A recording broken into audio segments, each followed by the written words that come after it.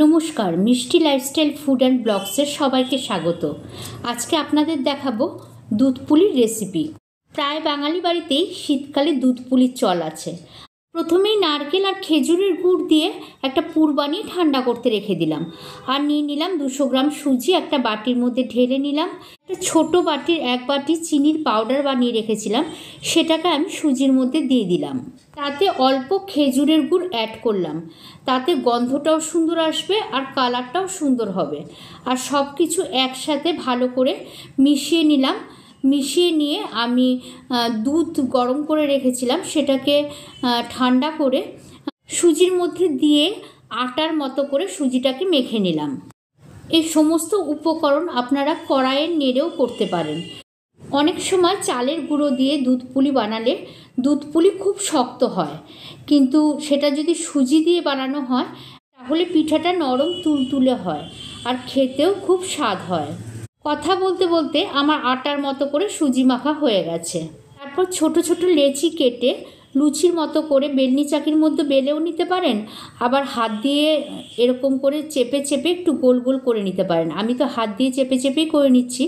আর তার মধ্যে নারকেলের পুর ভরে মুখটা একটু আটকে নিয়ে কাঁটা চামচের সাহায্যে একটু ডিজাইন করে নিচ্ছি। আপনারা চাইলে নাও করতে পারেন বা অন্যভাবেও করতে পারেন। আমি সবগুলো পুলি 2 রকম আকারে নারকেলের পুর ভরে তৈরি করে নিয়েছি। এবার আমি একটা পাত্রে 1 লিটার দুধ নিয়ে নিচ্ছি ভালো করে জাল দেওয়ার জন্য।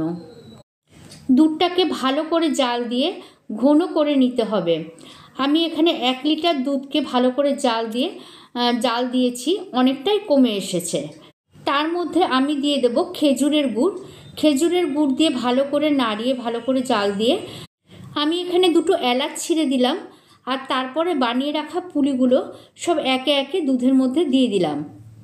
পুলিগুলো দুধের মধ্যে দিয়ে ভালো করে ফুটিয়ে নিতে হবে যেন পুলিগুলো সফট হয়। এই দুধ পুলি রেসিপিটি চিনি দিয়েও করা যায়, কিন্তু চিনির থেকে খেজুরের গুড় দিয়ে করলে এর স্বাদ যেন দ্বিগুণ বেড়ে যায়। পুলিগুলো দুধের সাথে ভালো করে ফুটিয়ে সফট বানিয়ে নিয়েছি।